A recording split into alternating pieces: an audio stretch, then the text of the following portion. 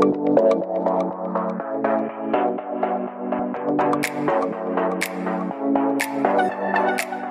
je reviens rapidement sur la partie diagnostic. Je pense que c'était un petit peu le rôle qu'on m'a demandé de jouer ce matin. Sur cette idée de polycrise, en repartant de la notion de cohésion sociale, clairement, nous, on a beaucoup de chiffres qui montrent que la cohésion sociale est fortement fragilisée en ce moment par cette succession de crises, en fait.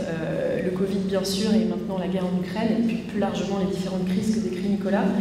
Et on a plusieurs indicateurs pour suivre ça dans le temps. On a par exemple une question qu'on pose dans toutes nos enquêtes qui est est-ce que vous considérez que globalement, malgré nos différences, on peut avancer ensemble, ou bien nos différences sont trop importantes pour que nous puissions continuer à avancer ensemble. Et en fait, sur cette question, il y a eu une bascule de 60% à 40% de confiance dans notre capacité à avancer ensemble. Donc une large majorité, maintenant, voilà, 40% seulement. Et donc aujourd'hui, c'est le sentiment que c'est chacun pour soi versus l'entraide, la solidarité. Là, en fait, nous, on a identifié ce qu'on a appelé une nouvelle équation de la contestation, qui est le produit de trois facteurs, en fait. D'une part, une complexité croissante, le sentiment que le monde est complexe et qu'on a du mal à le saisir, et qui se double d'un sentiment d'impuissance. Je n'ai pas prise sur ma vie, sur la marge du monde. Je me sens en fait comme une coquille de noix sur l'eau, où beaucoup de gens nous disent je suis un pion.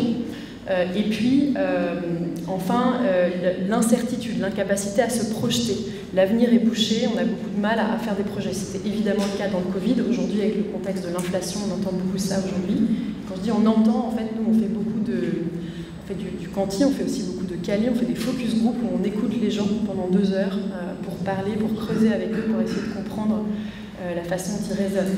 Et cette équation, en fait, évidemment, suscite de la contestation sous différentes formes, parfois simplement de la défiance, du scepticisme, qui peut aller jusqu'au complotisme, et on voit que dans nos études, ça gagne aujourd'hui à peu près tous les sujets, de manière un peu endémique. Parfois des attitudes plutôt de l'ordre du repli, du retrait. Ça, c'est un des symptômes, et l'abstention, qu'on a beaucoup analysé ces derniers mois. Voire une contestation parfois plus ouverte ou plus violente. Et dans notre dernière étude, on a vu que c'était 4 Français sur 10 qui aujourd'hui sont pour le retour des gilets jaunes, par exemple. Voilà, donc ça, c'est bon, quelques constats, quelques chiffres. Mais du coup, je rebondis sur un des points que Nicolas a soulevé, sur les crises qu'il décrit dans son livre, cette crise de l'accélération. Je suis extrêmement en phase avec son analyse quand il parle surtout de l'accélération du changement culturel. Nous, dans nos grandes familles de valeurs, il y a par exemple un groupe qu'on appelle le groupe des identitaires, alors qu'on peut décrire comme les électeurs de l'extrême droite. Nous, on les décrit plutôt par leurs valeurs, leurs fondements moraux, et c'est ça qui nous semble intéressant à bien comprendre. Et en fait, ces groupes-là, il faut les écouter, il faut les comprendre, il faut comprendre la façon dont ils raisonnent. Et un des points qui est assez révélateur, c'est la question de l'humour. Récemment, dans un focus group, des personnes de ce groupe nous ont dit en fait, ça ne fait plus rire, l'humour aujourd'hui. Je trouve ça pas drôle du tout, en fait. Et c'est ce sentiment de décalage culturel avec les références culturelles qui sont celles d'aujourd'hui qui crée en fait un sentiment d'angoisse, d'anxiété, et qui fait que voilà, ces personnes peuvent petit à petit s'enfermer dans une crispation, un repli. Voilà. Donc, sur l'accélération, c'était une réaction, mais du coup, peut-être on peut en venir davantage aux marques, mais Nicolas, je ne sais pas si tu veux réagir sur certains points. Beaucoup de marques aujourd'hui sont très tentées par émerger, faire du judo avec le buzz, s'adresser à des petites communautés, avoir des points de vue culturels forts qui renforcent souvent cette dimension de fragmentation, où elles deviennent des actrices de cette fragmentation. Parce que je vais travailler justement comme j'ai plus d'unité culturelle assez simple et assez forte, j'ai travaillé, et puis j'en ai les moyens, parce que j'ai du numérique, j'ai de la data, j'ai des réseaux sociaux, je peux faire des micro-communautés assez facilement, etc. Je vais aller radicaliser et m'accrocher à un particularisme en particulier. Et un des sujets, c'est pour moi, où sont... Et il y a des marques qui vont continuer à faire ça, on va pas, ça paraît normal, c'est logique, dans la mode, les marques suivent la société, etc.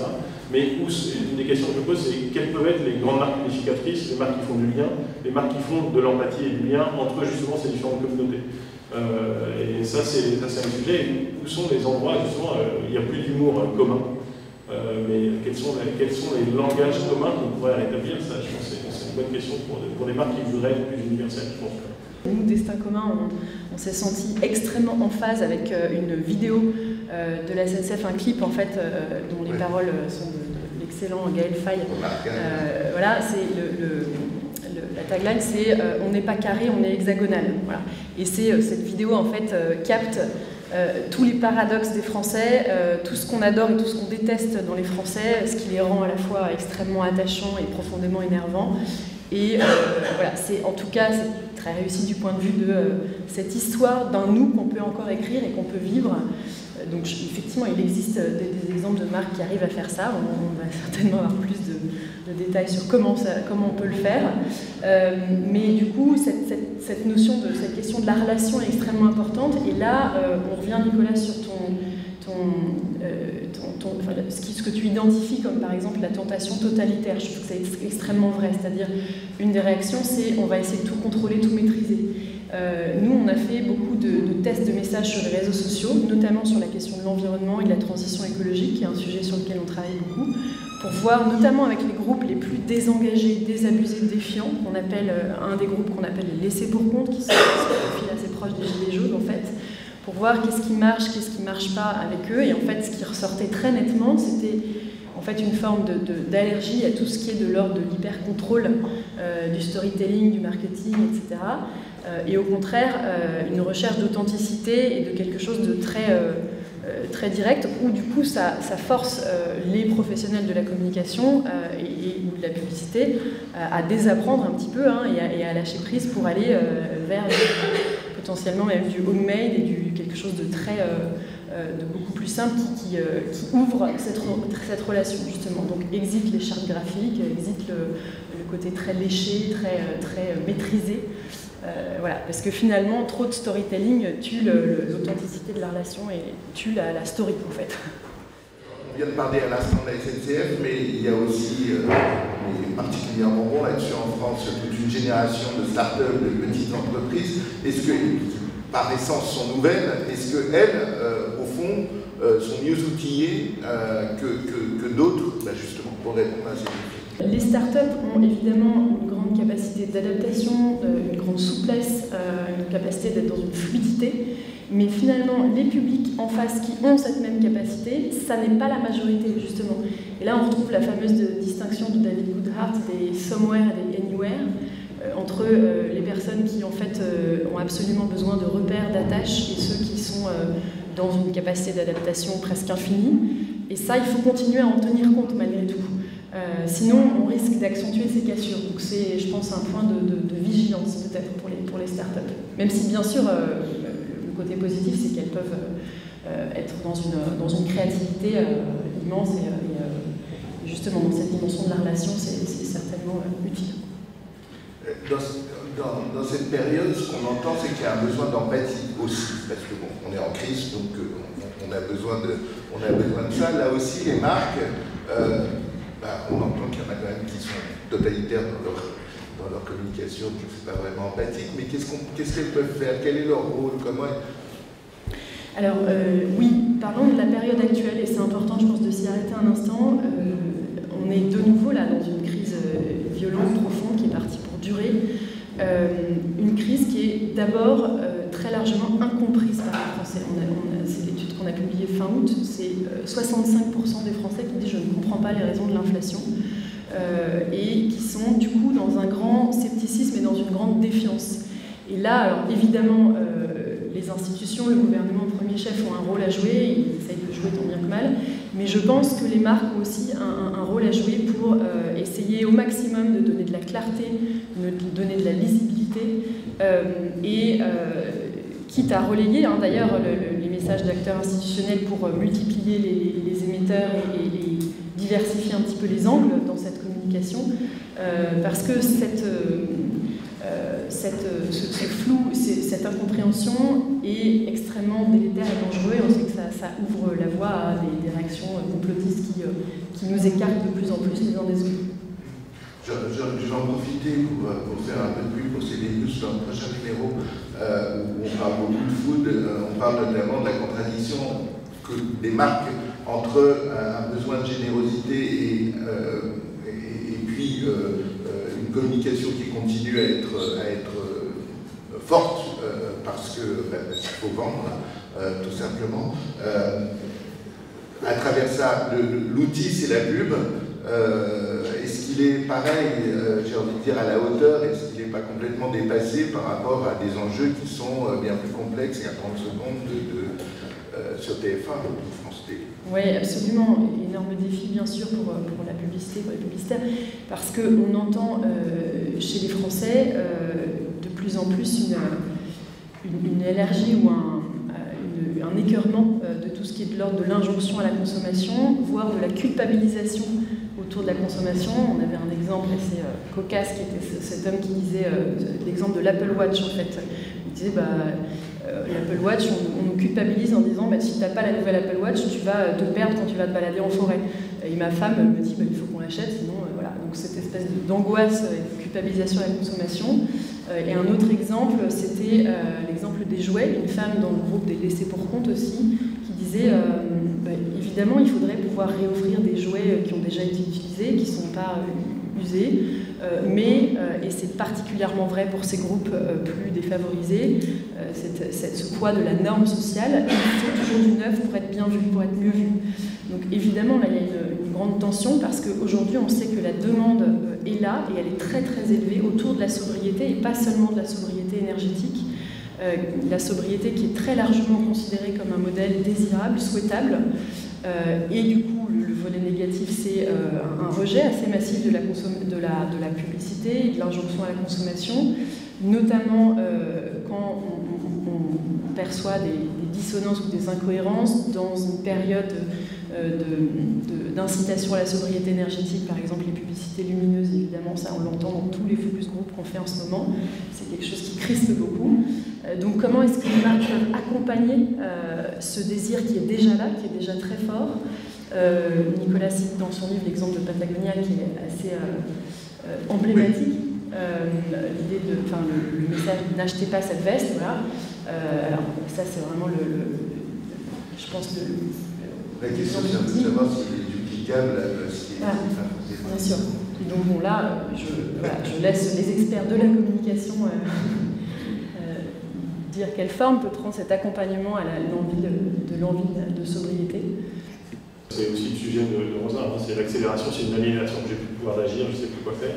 Et que les marques qui sont fortes demain, ce sont celles qui ne demandent pas juste de consommer mon produit dans une logique où les gens se sentent peu acteurs, mais qui proposent ensemble faire quelque chose de bien et de juste. Et donc qui remettent du pouvoir d'agir dans la main des gens. Et ça, je pense que c'est notamment sur les groupes, dans les segmentations de destin commun. Le destin commun, c'est de la société française. Un des trucs les plus flagrants, c'est qu'il y a pas loin d'une moitié de la société française qui se sent plus capable d'agir plus en autonomie et en revanche avec des injonctions à être en gros des machines à consommer. Et qui en a très conscience et pour qui c'est pas agréable, vraiment pas agréable du tout, et qui est en refus, qui est très rétif, etc. Et je pense que les marques ont là-dedans une responsabilité énorme parce qu'elles disent consomme, bien bouffer, avec énormément de pression très forte, voilà. Alors que paradoxalement, et là il y a une pression, et en plus il y a une pression de communication qui s'immisce un peu partout, etc. Et du coup qui est vécue comme oppressante, là où elle pouvait être concentrée à certains endroits auparavant, et maintenant on a l'impression qu'elle est partout, elle est dans la poche. Elle devient de plus en plus intime, de plus en plus forte, etc. Et donc je pense qu'elle est dans tous les lieux de consommation, de vie, etc. Donc c'est difficile. Et je pense que le paradoxe, c'est qu'on est dans une société où l'essentiel de notre activité est une activité de service, où la marque, elle doit faire quelque chose avec son client. Elle lui propose de faire quelque chose. Elle lui propose de bouffer quelque chose, de faire un voyage ensemble, d'aller quelque part. Elle lui propose des contenus culturels, souvent où la personne doit être actrice. Il ne s'agit pas d'être juste un spectateur, etc.